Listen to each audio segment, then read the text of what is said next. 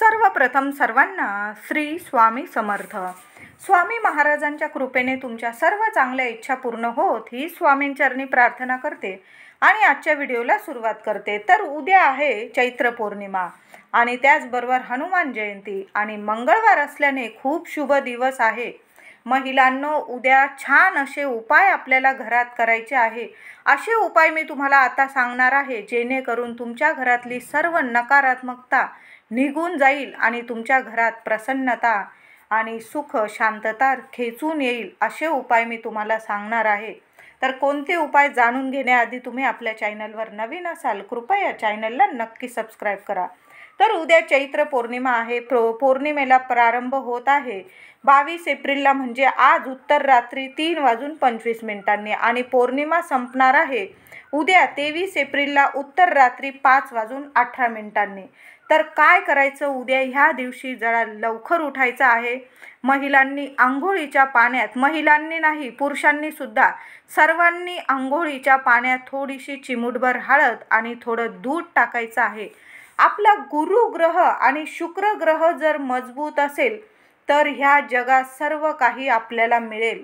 सर्व सुख, शांती, ऐश्वर्य, आरोग्य सर्व काही आपल्याला मिळेल. प्रत्येकाचा हक्क असतो की त्याला ह्या जगात प्रत्येक सुख सुविधा मिळालीच पाहिजे.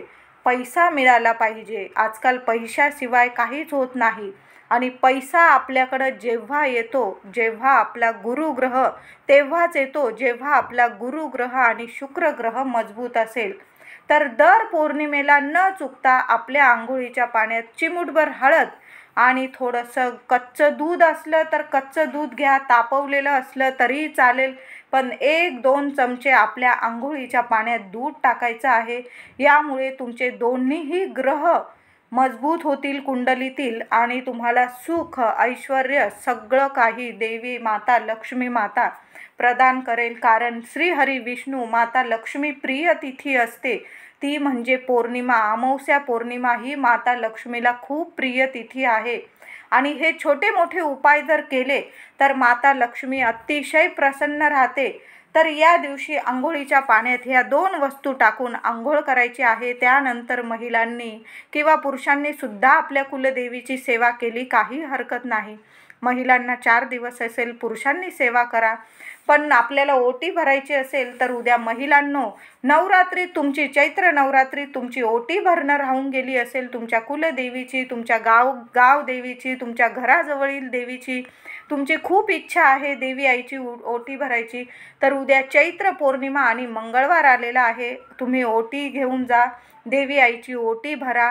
घरात जरी तुम्ही देवी आईची ओटी भरली उद्या तरीही चालेल. ओटीत छान असं विड्याचं पान ठेवायला विसरू नका. गोड पानाचा विडा, तांबूल अवश्य ठेवा. देवी आईला फूल, वेणी, हार सगळं काही अर्पण करा. त्याबरोबर 21 किंवा 11 लवंगा चांगल्या फुलाच्या बघून देवी आईला अर्पण करायच्या आहे. त्या लवंगा दुसऱ्या दिवशी तुम्ही पौर्णिमा समाप्तीनंतर तुमच्या घरातल्या तिजोरीत जरी एखाद्या कपड्यात बांधून ठेवून दिल्या, कायम तुमची तिजोरी पैशाने भरलेली राहील. आणि घरातल्या मुख्य महिलेने जरी रोज 1 लवंग खाल्ली, म्हणजे प्रसाद म्हणून खाल्ली, देवी आईचा प्रसाद म्हणून, तरीही काही हरकत नाही. त्या घरातल्या लक्ष्मीवर माता लक्ष्मीची अखंड कृपा राहील. तिच्या घरात कसलीच कमी पडणार नाही.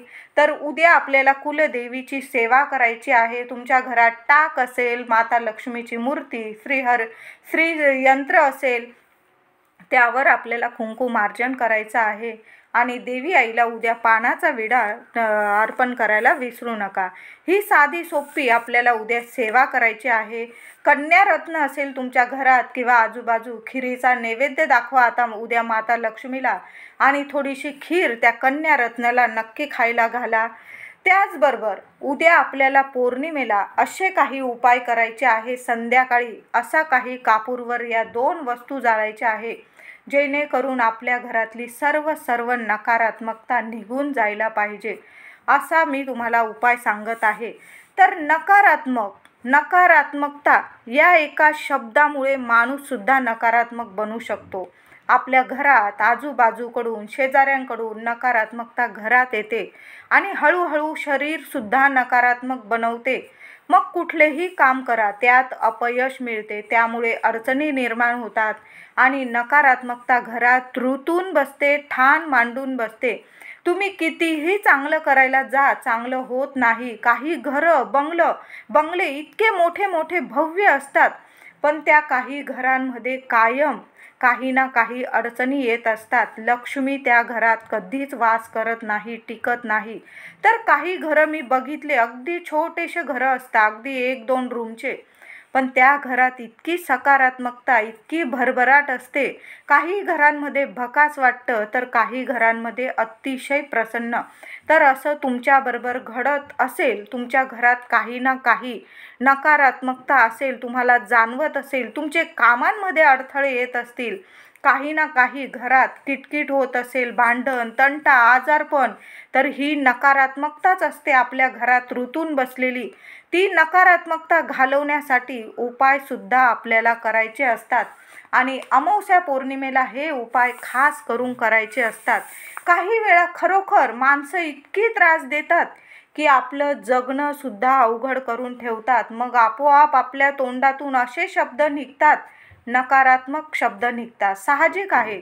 पण आपल्या घरात बसून कधीच कुणालाच अपशब्द, शिव्या, शाप देऊ नये. वास्तू तथास्तू म्हणत असते नेहमी, आणि ते शब्द आपल्यालाच बोचतात. हे कलियुग आहे. परमेश्वर जसे आपण कर्म करतो त्याचं इथेच भोग भोगून मगच वरती प्रवेश देतो. म्हणून तुम्हाला जरी कुणी त्रास देऊन हैराण करत असेल, तरी त्याच्याकडं पाठ करा, पाठ फिरवा आणि सर्व त्या परमेश्वरावर, स्वामींवर सोडून द्या.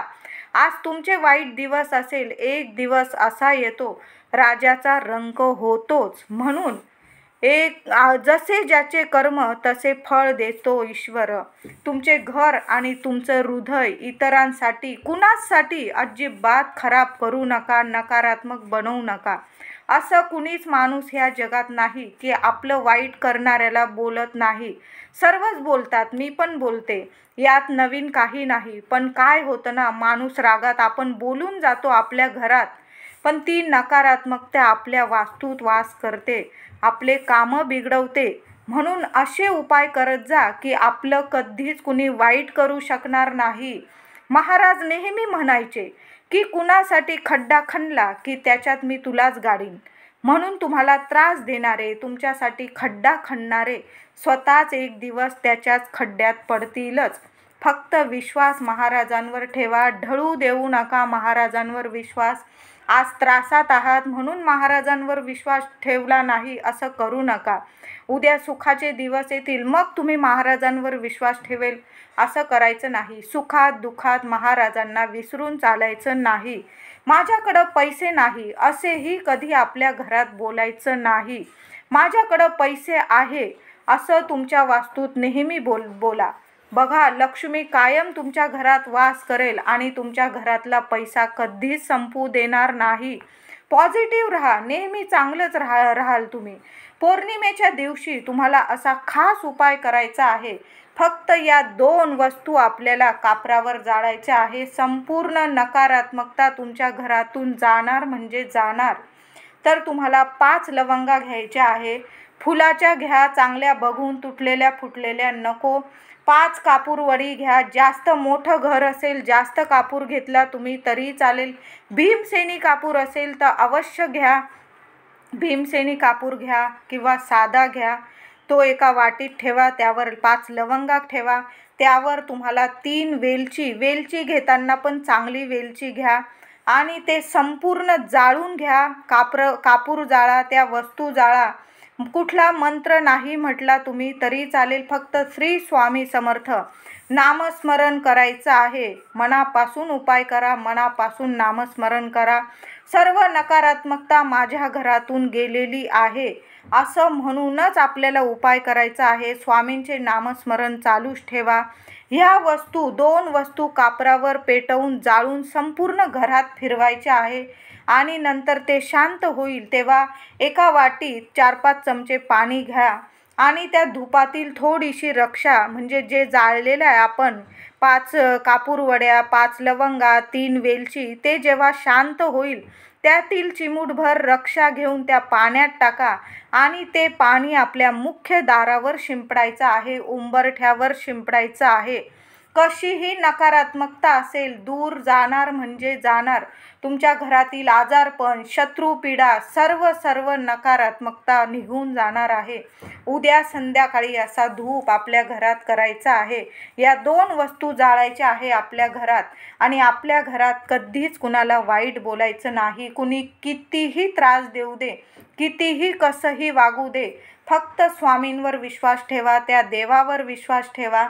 तो देव आपलं कधीच वाईट करणार नाही. असे सकारात्मक भाव तुमच्या मनात राहू द्या आणि नेहमी पॉझिटिव्ह राहा. आणि उद्या चैत्र पौर्णिमा आहे, आपल्या कुलदेवीची सेवा करा. संध्याकाळी आपल्या घरात या 2 वस्तू जाळा आणि संपूर्ण घरात फिरवा. नावाला सुद्धा तुमच्या घरात नकारात्मकता उरणार नाही. व्हिडिओ आवडला असेल लाईक करा, सर्वांना शेअर करा, चॅनलला कृपया सबस्क्राईब करा. धन्यवाद.